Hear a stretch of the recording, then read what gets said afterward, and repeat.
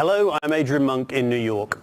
Thank you all for joining us today for this special agenda dialogue on the humanitarian situation in Ukraine.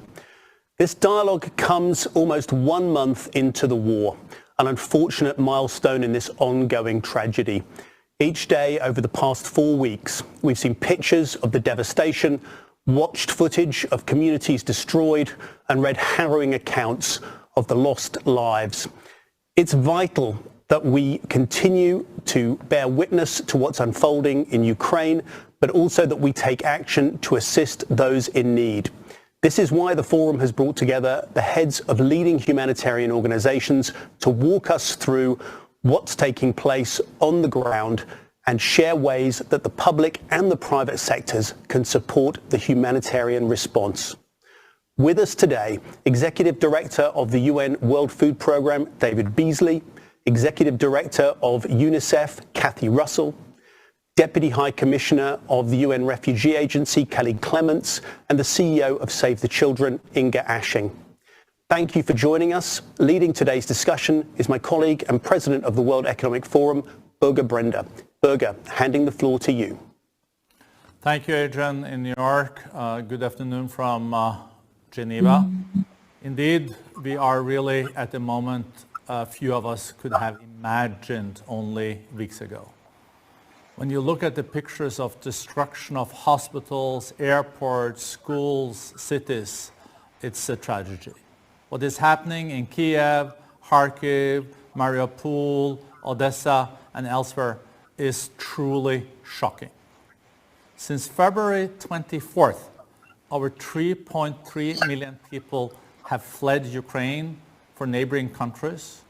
This comes on top of the nearly 6.5 million Ukrainians that are now IDPs, internally displaced.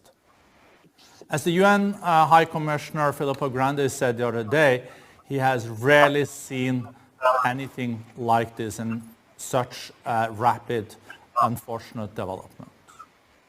In addition to the humanitarian crisis, the International Monetary Fund, IMF, warned that the global economy will slow as we feel the effects of rising prices on food, fuel, and other essentials. And we can just imagine what consequences this will have also on poverty and extreme poverty. If we don't turn this, we will be nowhere close to meeting the SDGs by 2030, eradicating all extreme poverty. So in response to the crisis, teams from the UN and aid organizations have been working 24/7 to provide life-saving support on the ground. This is crucial. But the access is more questionable. And Russia is not, of course, complying with basic humanitarian law in this respect. And we have seen unprecedented, fortunately, support then from also the business community. Not only have our 400 global companies at the World Economic Forum withdrawn from Russia, hundreds are raising funds or using their networks to directly assist those in need. But there is so much more we must do. So I'm very pleased to have such a good cast of the leading humanitarians in the world with us. And let me start with Kathy Russell, Executive Director of UNICEF. We know UNICEF is dealing with the most vulnerable among us, children. And there are 7.5 million children in Ukraine, 1.5 million of whom are now refugees.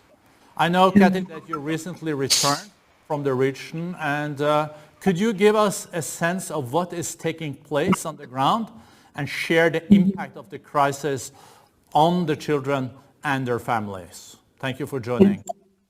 Great. Well, thank you, Birger, for focusing your first question on children, because I think the war in Ukraine is most definitely a child protection crisis. So I'd like to make a couple of points first here today. As you noted, the war continues to escalate in multiple locations. Some cities are completely besieged at this point, and we've all seen the pictures. Nothing is safe from attack, and nothing is sacred. Schools, kindergartens, orphanages, maternity hospitals, water systems, power plants, theaters, unexploded ordnances and mines now litter communities where children used to play and go to school.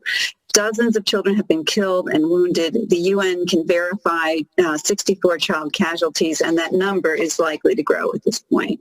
Inside Ukraine, children and their families are hiding in basements and sheltering in train stations.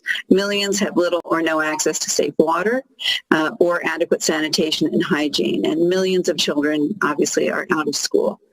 Food insecurity is growing, even if food is available, and it's not safe to go outside and buy it. And it may be the first day of spring, but it's still very cold in Ukraine at this point. UNICEF and our partners are doing everything we can to reach children and families in Ukraine. We have a Ukraine country office there, and it remains operational under very difficult circumstances. I've been in touch with the staff there, and they're doing truly heroic work, and there's no other word for it. And ensuring their safety and security is our highest priority, and I keep saying that to them. You know, I know how important the work is. I know how dedicated you are, and these people are truly amazing, but please try to keep your safety top of mind. It's a very, very tough operating environment. Humanitarian access is limited with rapidly changing front lines, making it very challenging to deliver critical services and supplies. But we are getting things through. As of March 17th, we dispatched 85 trucks carrying 858 tons of emergency supplies to support children and families in Ukraine and neighboring countries. And just this past week, we delivered supplies across Ukraine to the war-affected cities of Kiev, Kharkiv, and Sumy. So the supplies these trucks are carrying paint a real picture of the situation on the ground in Ukraine and in the neighboring countries. Surgical supplies, oxygen concentrators, obstetric equipment and midwifery kits, maternity kits, family hygiene kits, diapers and disinfectants, dignity kits for menstruating girls and women, bottled water, blankets, water, and clothes. Around 34 of these trucks are already inside Ukraine, and more are on the way. Outside Ukraine, the refugee crisis has grown so rapidly and exponentially, and so have the risks to millions of women and children on the move. Half of the 3 million people, as you mentioned, have been forced to flee Ukraine are children. We estimate that 55 children flee Ukraine every single minute, and that's nearly one child every second. I was recently on the border, as you mentioned, of Romania, where almost 500,000 people, mainly women and children, have crossed to escape the violence. They're traveling with next to nothing, as you can imagine. The children have their little backpacks on. The mothers are usually dragging a roller bag behind them. Some of them really only have the clothes that they were managed to grab before they left. The women talked about the difficulty of their journeys and their concerns for their children's safety. The children talked about really being pulled out of school and mostly about missing their dads and the worry for their fathers. So the children have been traumatized already, and we know that that's just going to continue. The women and children are vulnerable in so many ways, including to exploitation and abuse, which is one of our primary concerns at this point. The threat of trafficking is real and growing, especially for children who become separated from their families. UNICEF and UNHCR are setting up safe spaces for women and children at border crossings and reception and transit areas in all the neighboring countries. These are things we call blue dot areas. You may have seen them in some of our work that we've put out around the social media. They provide information, psychosocial support, and protection from exploitation and abuse, among other critical services. And critically, Blue Dots work to identify and protect unaccompanied children, which, as I said, is one of our primary concerns. Our response in neighboring countries is focused on supporting the governments to expand their existing social services to women and children fleeing Ukraine.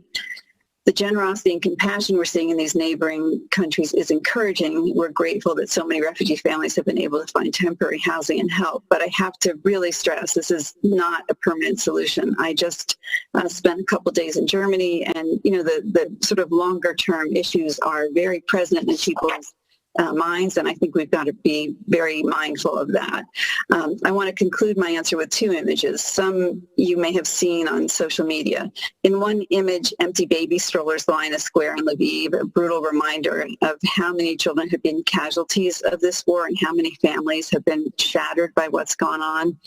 In the other image, empty baby strollers have been left at the curb outside a train station and transit points in neighboring countries to help women fleeing the war and their children. One image is obviously one of despair, right, of all the children who've been lost so far. And the other is an image of compassion, but neither is an image of peace. UNICEF and our partners will keep doing everything we can to support Ukraine's children and families, but really what these children need is for the war to end and for there to be peace. So thank you so much, Birgit. No, thank you, Kathy. Thank you for what you're doing and UNICEF is doing. It is terrible to see that children are being attacked like this in a war in the 21st century. It's just totally unbelievable. So, and we know also that there is shortages in every way now in Ukraine, being medicine, but also food. And we have David Beasley with us, Executive Director for World Food Program. And we know, David, that already before Russia's invasion, food prices jumped by almost 25% over the past year, with wheat prices now hitting record high since the crisis started. So can you paint a picture of what is really taking place in Ukraine with regards to the food situation, and also why this will have such impact around the world? Because we know that both Russia and Ukraine are major exporters of food. You know, just when you think it can't get any worse, it does. I mean, Afghanistan, Ethiopia, food and fuel price spiking taking place. We were already hit, and I'm sure UNICEF and UNHCR are the same thing. We were already hit right before Ukraine crisis with a $42 million increase in operational costs. We were already billions of dollars short for Afghanistan, Yemen, Syria, Ethiopia, the Sahel. Now, let me just go around the world. And so then when you think it can't get worse, here comes Ukraine.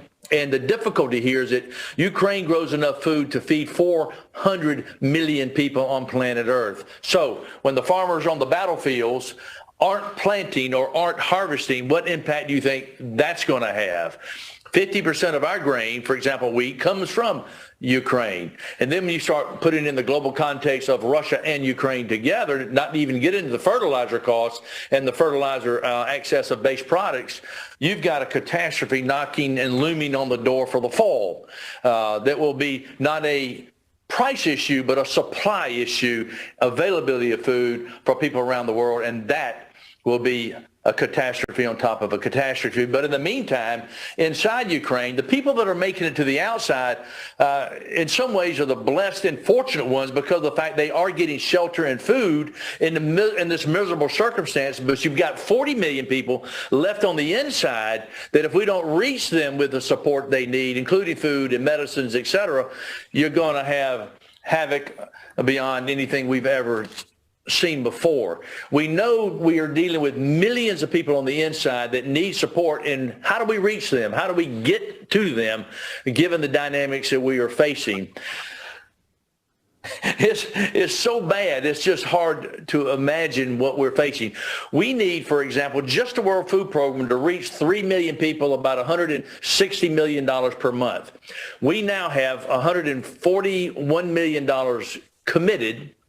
And to move the supplies in you need to reach 3, 4, 5 million people. You don't do that in 3 or 4 days' time. We don't now have the money to buy for the end of the month of April. So we're short of funding, as well as what we're trying to do in addition to the Ukrainian government, Borg, is particularly when you know how much grain, barley, wheat, sunflower oils, et cetera, that are produced on the inside of Ukraine. How can we maximize the consumption of those grains inside Ukraine? Because every grain we bring from the outside to the inside is compounding not just on what's taking place inside Ukraine, but on the outside as well. So every bit of grain of value that is on the inside that we can use as we work with the government to see what they can do, what can we do. We're setting up distribution points all over the country because the incredible support from especially Poland and the European community, where those that are making it to the border has been remarkable. Those that make it to Lviv and on the western side is quite remarkable. We're actually able to say, okay, we don't need to do much here. Let us make certain that we're setting up systems in place where hard to reach, besieged cities, can't get into. What do we need to do to deconflict those areas so that we can get the foods, the medicines, and the support that Kathy was talking about for children, et cetera, et cetera. I could go on, and I know we don't have that much time, but you can see we're all hands on deck as we speak. I've been into the region already 3 times just in the last 3 weeks, and we'll be there back again later this week. But I don't see it getting any better. I think it's only going to get worse.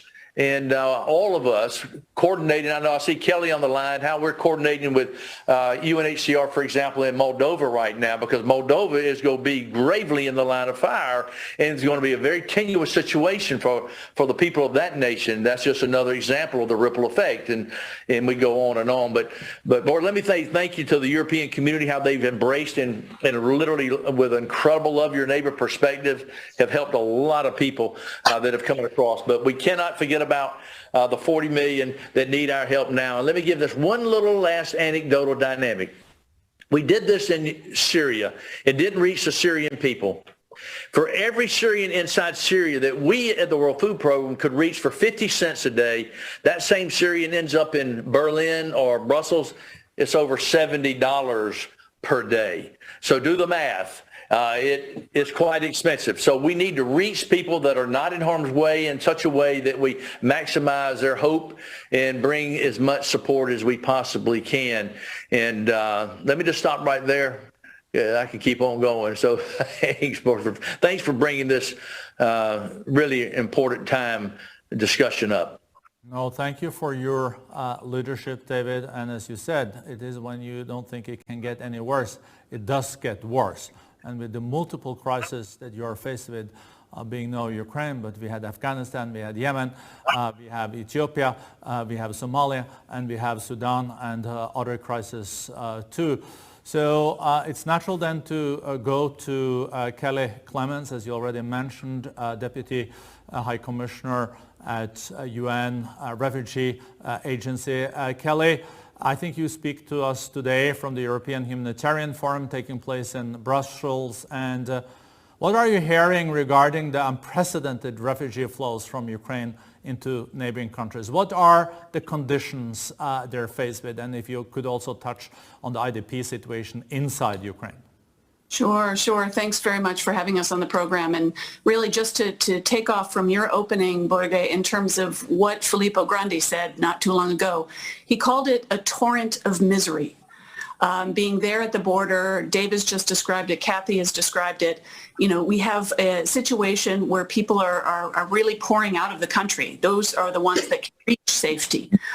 You mentioned the numbers. We basically have a quarter of Ukraine displaced, either displaced internally or they have become refugees, leaving and going mostly to neighboring countries who have been phenomenal with their generosity, their humbling hospitality. And really, in terms of the numbers that we're talking about, it's huge. So 6.5 million internally displaced now, 3.4 million who are refugees, mostly in neighboring countries. And to get to a point that David just mentioned, 13 million, we estimate, who are stranded or trapped in areas of Ukraine where they can't reach safety. And this is most troubling. Those are the people, of course, we can't get the food, the water, the immediate necessities to. So in terms of those people coming to the border, Kathy really set the stage and the scene for you. Most are women, children, and the aged. 90%. In many refugee situations like this, you'd already have the vast majority who would be women and children. But this is an extraordinary crisis where really we do not see men coming across the border for obvious reasons. Now, what does that mean? It means that refugees want to stay close to Ukraine. They want to stay close to their fathers, their brothers, their nephews, their sons. What does that mean, of course, for the neighboring countries? Well, that the local authorities, the municipalities, the volunteers, people who are really literally opening up their hearts and their homes to be able to host refugees in very large numbers. In places like Moldova, as David just mentioned, a country which, of course, has seen a lot of refugees come to this very small country. Many people then moving on to other hosts like Romania. In Poland, We have over 2 million Ukrainian refugees in Poland now. And obviously the needs for support and services are immense. Now, what the European Union has done, and yes, as you mentioned, I'm here in Brussels today for the European Humanitarian Forum. They have put together something called a temporary protection directive, which basically means that for a period of time, Ukrainians and others that were in Ukraine can seek the protection, the residency, the ability to be able to access services in the country in which they find themselves. So this kind of solidarity, which of course for the European Union is critical right now, they are on the front lines of this, but also other countries are establishing similar mechanisms. Canada, the United States, Brazil have all talked about this, and this will be absolutely essential for the long term and moving from an immediate humanitarian response to something that is more dignified, where people can take care of themselves and receive less from the international community. But sustained support is absolutely fundamental. No, thank you so much. And, just imagine a country after a few weeks with 6.5 million internally displaced people, 2 million people only in Poland, refugees, and the solidarity and how they're coping with it, also with your support, is just so touching. Moving to Inger Ashing. Inger is the CEO of Save the Children. And I know that you have operated in Ukraine since 2014, when we saw the first destabilization, the occupation of Crimea, but also what we know from Donetsk and Lugansk. And I guess you still have colleagues in Ukraine. I wonder what they're reporting from the ground in terms of the changing needs and the humanitarian access and what children are faced with just now. Thank you, Borge. Yes, we still have teams in Ukraine, in the neighboring countries, to make sure that we are responding to this crisis that we see. And as we all know, millions of children in Ukraine are in grave danger. And our teams and the partners that we work with within the countries are witnessing a major protection crisis unfold. Inside Ukraine, they report that children have started to show signs of severe emotional distress. Some children say that they have become afraid of any noise, feel terrified at all times, and struggle to breathe when they think about what is happening around them. Children are seeing their schools and hospitals being destroyed. They are exposed to the devastating effects of explosive weapons in populated areas. And some are being separated from their families. And that's of course, in Ukraine, as we just heard, if they are able to escape and flee the country, that they are separated from the fathers. And we are extremely alarmed by reports that bombs and intense shelling have damaged more than 460 schools across the country, and over 60 now lay in complete ruins. Schools should be a safe haven for children, not a place of fear, injury, and death. Urban areas across Ukraine have been repeatedly shelled, reducing complete streets to rubble. The streets of Ukraine are being used as a battlefield. And our teams speak of there being no safe places left in the country now. And we heard that at least 1 in 5 children in Ukraine, more than 1.5 million, have been fleeing the country. And in neighboring countries, we are seeing a huge number of children among these coming across borders, a significant number of them being under 14. And we are especially concerned about children traveling alone who are at extremely high risk of abuse, trafficking, and exploitation. And in light of these spiraling needs, it is essential that an unimpeded humanitarian response is able to reach families at the speed and the scale required, and that is incredibly difficult right now. Although some of our partners have managed to remain operational in Ukraine, the situation is volatile and the ongoing hostilities have severely restricted access to some conflict-affected communities, leading to accumulation and exacerbation of unmet needs. So yes, Birgit, there's a lot of things to be really concerned about, but what we're also seeing, and we heard some of my colleagues talking about neighboring countries and the generosity and that we are seeing, but I'm also overwhelmed by the generosity and rapid reaction of business leaders and the public around the world. There's a lot of important roles that they can play. And I think the task ahead is to collectively support these children, meeting the immediate needs and safety of each individual child and ensuring their long-term protection. Because the rules of war are very clear. Children are not the target, and neither are hospitals or schools. We must protect the children in Ukraine. No, thank you so much, Inger. And I'm just wondering what it takes for someone to bomb more than 100 schools. This is supposed to be the safe place for children and children's hospitals. It is really, really unseen. This is happening in Europe in the 21st century. And based on this, I think we're all, Kelly, thinking about how can we, in the most effective way, for governments, business, and the public to support the refugees in the middle of this crisis. Of course, we're in the middle of the crisis now, but also, as you mentioned, it's going to continue for a long time. So how are neighboring states planning to support this many refugees and also those yet to arrive? I think we all would like to know how we, in the best way, can support.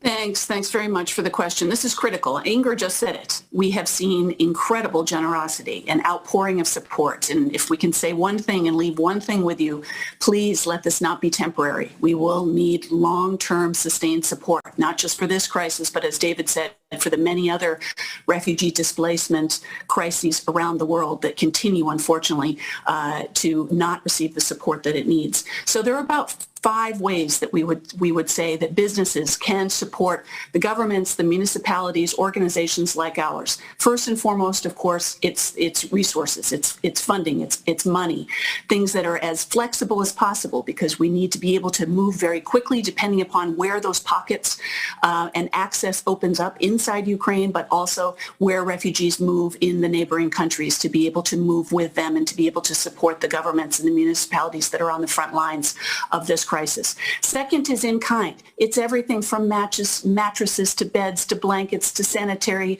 supplies. All of that is required. Refugees, the Ukrainians, third country nationals, students, they are leaving the country with very, very little. As Kathy said, the roller bag, there's not much that can fit in there. So really trying to be able to provide some immediate support in terms of that in kind, including lift support in some context, but also we're setting up very quickly a multi-purpose cash system so that they can then have a safe way to be able to move and seek accommodation. The third are for companies. Engage your employees. Lots of people want to help right now, and many companies are taking advantage of that opportunity to be able to channel the support in ways that assist organizations like ours to be able to deliver that relief on the ground very, very quickly. And fourth, many companies are also doing a matching competition, which obviously raises increased resources, gets people engaged. Fifth, the pro bono support we've seen from several companies in terms of adding their expertise, their legal advice, their technological answers when we need some help, particularly in trying to be able to put that cash system in place very, very quickly. We couldn't have done it without business. And then the final point I would make, Borge, on this is use your voice. It's the advocacy. It's talking about why we should care as an international community and why we need to stand together with people in need right now and for the future. Well, thank you so much, Kelly. It is really heartbreaking to see the children. And Kathy, we know that UNICEF is very, very engaged. And I would also like to pose the question to you, what are the most effective ways that governments and businesses can support the children, those in particular needs, the refugees, including educational, social, and mental health needs, because we know that there are scars with these children that they will bear the rest of their lives, and we really, really need support in the best and most targeted way. Yeah, no, I think that's exactly right, Borge. And I would agree with Kelly. I think that the international response to the situation has been immediate, and governments have stepped up so dramatically and been very responsive, and so have local communities in the neighboring countries. But the private sector has stepped up rapidly as well, which has been very reassuring and greatly appreciated, because these needs just continue to grow by the day. And as you said, this includes the needs for psychosocial support. Children living through these experiences are just experiencing traumatic events every day, and that includes, not just the shelling, which kids have certainly heard, or hiding in the subway stations, or traveling, leaving their fathers, or whatever. It's just a lot of different situations that are very hard to sort of judge how that impact will last on these kids. Inside Ukraine, we're deploying 47 mobile units to reach children, which is, important and valuable, but it's of course a drop in the bucket considering the needs. And we're trying to do that wherever these children are and provide them with supports. And in neighboring countries, as I mentioned, the Blue Dot centers are also focused on child protection and support. We're also scaling up child protection hotlines for members of the general public to call when they see a child at risk. And that's particularly saying, if you see a child who's alone or gives you any worry, as I said, people are, and Kelly mentioned this, the local communities are being very generous, but sometimes and inevitably in those situations, there are people who don't have good intentions at heart, and we have to really be aware of that. So, we're asking people to use digital and social media to help identify situations where children may be at some risk from trafficking and other dangers. We're also scaling up education support. The pandemic has really shown us how profoundly crises can impact children's education and how important it is to try to reach them quickly.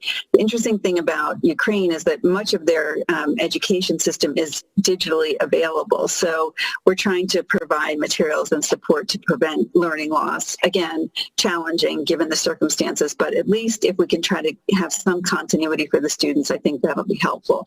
We're delivering education kits and early childhood development kits in Ukraine and neighboring countries. We're deploying 100 mobile education and early childhood development teams to urgently support children's access to education. And we're encouraging governments to integrate refugee children into national education systems. And this is complicated, as I think Inger and Kelly both mentioned, because you have situations where the children and the parents hope and believe that the families are going back soon, and they don't really want to move into a different education system. But of course, we have no idea how long these kids will be there, and it's important to try to make sure that they have some access to the local education systems. So we need to expand these services and all services, because every day this war continues. UNICEF's first and foremost is appealing for funds, of course.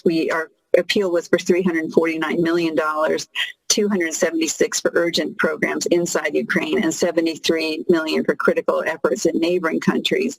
We're going to need all of that, obviously, to respond to this crisis in the days and as long as it takes. But we're also calling on the private sector. Companies, particularly those doing business in refugee hosting countries, can help refugee families coping with displacement, for example, by providing access to decent work, especially for people supporting children. Global technology and digital media companies have a footprint in Ukraine and in neighboring countries, can help us send real-time information to protect at-risk Ukrainian women and children from being abused, exploited, and trafficked, and that's incredibly important. We welcome support also from the logistics and transport industry to both transport and store critical supplies.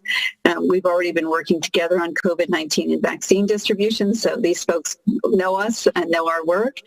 With so many children affected in Ukraine and and all over the world, our partnership with the transport industry has never been more critical, and we're so grateful for that. And we're calling on all businesses to engage with their staff, their customer base, their business community to push for a peaceful solution to this war and for more support for the children who are caught up in it. So thank you so much. Well, thank you so much, and you can count also on the World Economic Forum to mobilize all our business partners. We had a meeting on Friday with more than 120 CEOs that just joined on Ukraine on a couple of days notice. Also at our annual meeting in Davos in May, Of course, the humanitarian consequences of the war will have major focus. And I'm thinking about the long-term consequences also for children, of course the IDPs, but also the refugees.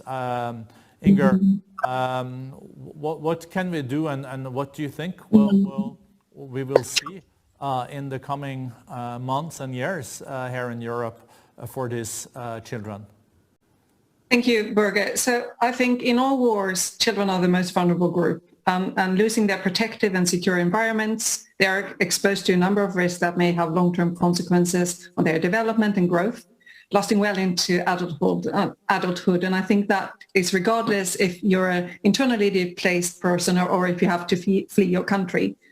And I think it's important for us to understand that the nature of conflict has changed, putting children in the front line in new and terrible ways. Wars are lasting longer. They are more likely to be fought in urban areas among civilians, leading to death and life-challenging injuries, and laying waste to the infrastructure needed to guarantee access to food and water, as we just heard. Attacks on schools and hospitals are up. We see all of this happening in Ukraine right now. And children are disproportionate suffering from the consequences of these brutal trends. We see many more children facing unimaginable mental and physical trauma. We see more children going hungry, falling victim to preventable diseases, being out of school, the risk of sexual violence, being trapped on the front line with no access to humanitarian aid. And the longer the conflict continues, the worse the situation will be. And the harm that is done to children in armed conflict is not only often more severe than what it is for adults, it has longer lasting implications for children themselves and for their societies. You can say that destruction, poverty that comes from war and violence creates a vicious circus. And one example, just to illustrate what I'm trying to say, is that the closure of schools not only leaves lifelong scars on education and employment, but it also deprives children of one of the most important protective factors. And the impact that we see in Ukraine now on children's health, both physical and mental, is devastating. But I want to say that children can also demonstrate extreme resilience, even in the most extreme circumstances, particularly if they are getting the right support to recover. So there is a real important role for all of us to play to make sure that we support them to be able to get to that resilience and come out of this without as many scars as if they are not supported. And it's about ensuring that children are safe, that their basic needs are being met, families are preserved or reunited, that alternative care is being put in place, and that children have access to community-level support, such as school. Local and national NGOs will be critical, and so will government and the business sector. And we know from experience in other conflict zones around the world that we have to start to planning now for supporting children's long-term recovery from the crisis. And we know that we need to ensure that we give access to education, as we just heard both Kelly and Kathy talk about. And I think what will be key now is to make sure that there is a strong commitment from the international communities and business leaders to mobilize new child-focused recovery funding and prioritize investment in human capital by investment in education, healthcare protection, mental health, and psychosocial support. And I think it's key that this funding is long-term, that is flexible, and that we are putting children at the center and at the core of the responses to support Ukraine. Well, thank you, Inger, for that incredibly important reminder. We can't only focus on the short-term humanitarian catastrophe. We know that we will need to medium-term, long-term follow up these children. I would like to go back to you, David Beasley. We know that the war in Ukraine is putting serious strain on the global food system. And this is having impact all over the world. And we know that this food system already was failing nearly 800 million people who live in hunger globally before this crisis. And it has become more urgent than ever to transition food systems so that they are more resilient and also more inclusive. So Ukraine and Russia, we know, as I already mentioned, jointly supply nearly 30% of wheat worldwide.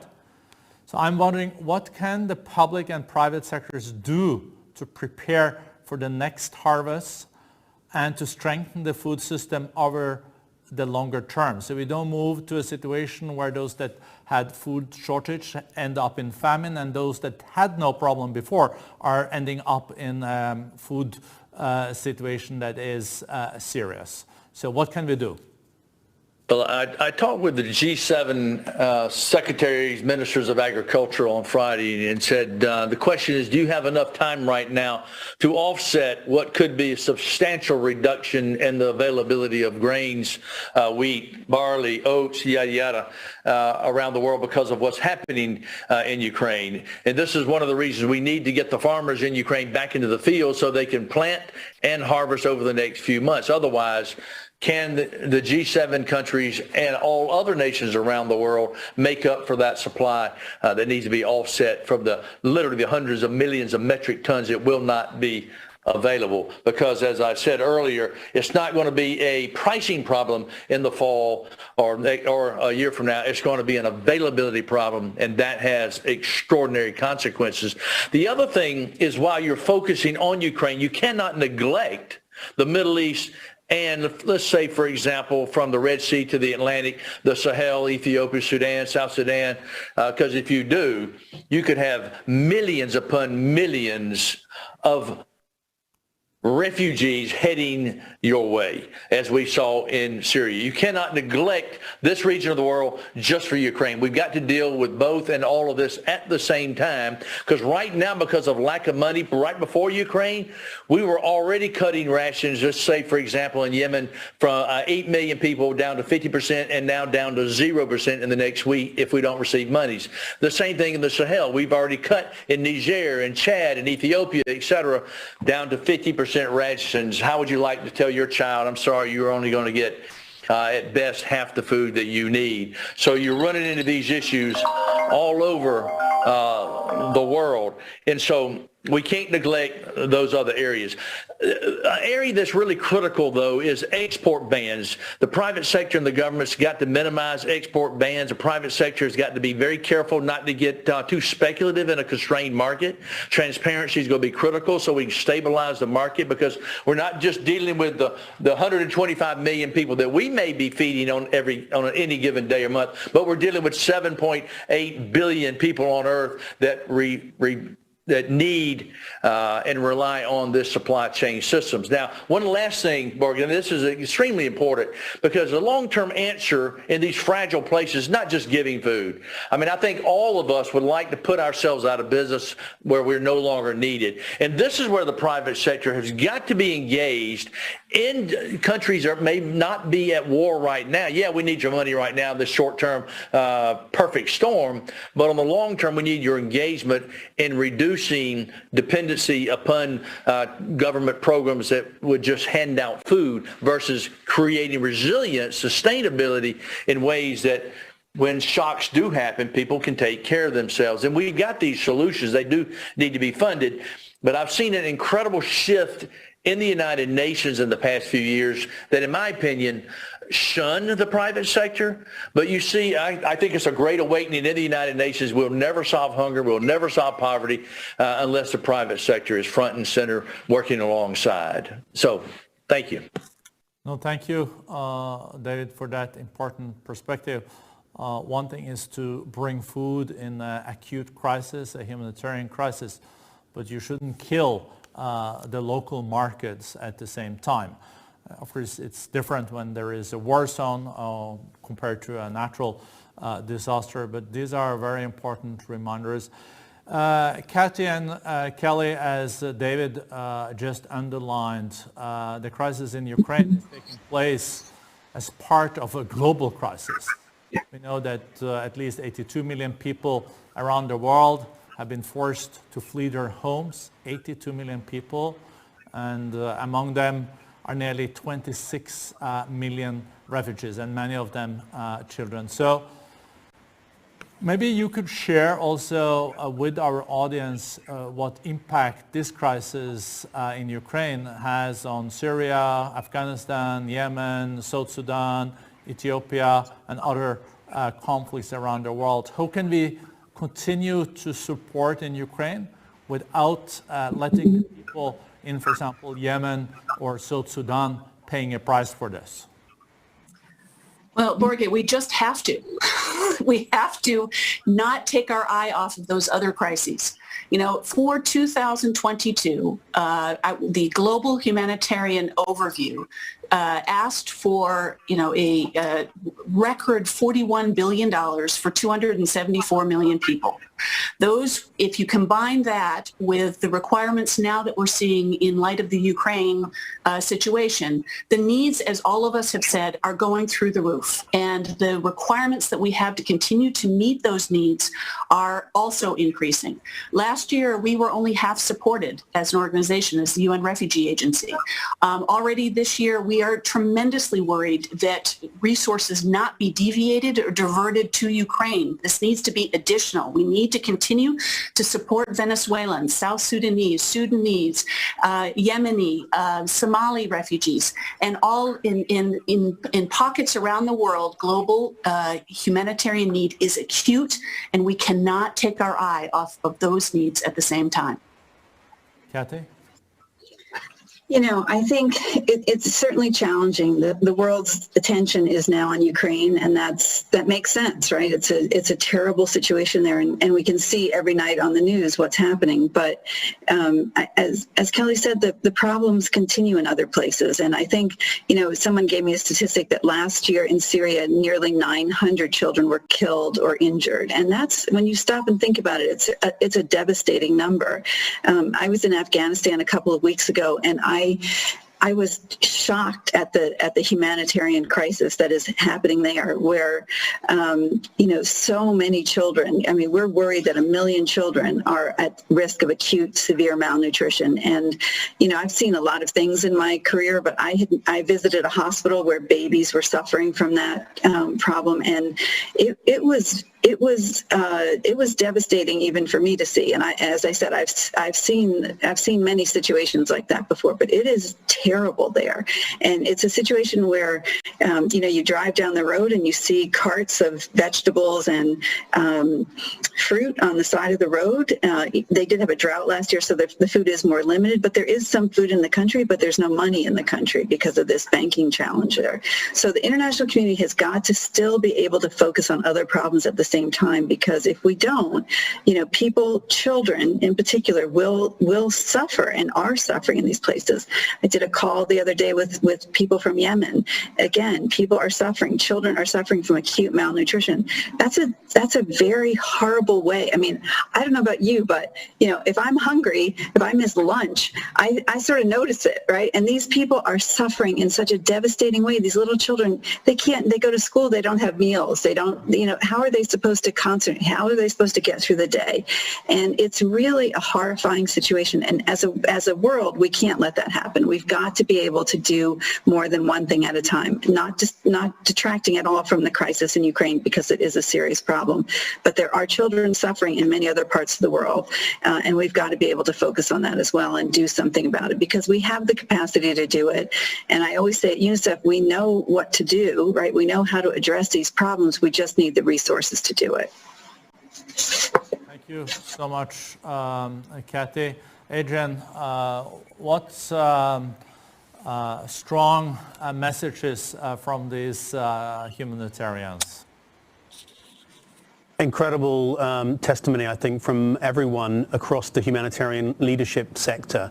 And I think from David as well, and from Inga and some of the colleagues that you brought on, a really important message for CEOs listening, that their businesses really do need to have plans to tackle this crisis, and that business has a really important role to play in making sure that we can both meet the needs of the people who are suffering, and also that we can help them to integrate and rebuild their lives and actually manage through this horrible crisis that we've seen in Europe in the last few weeks.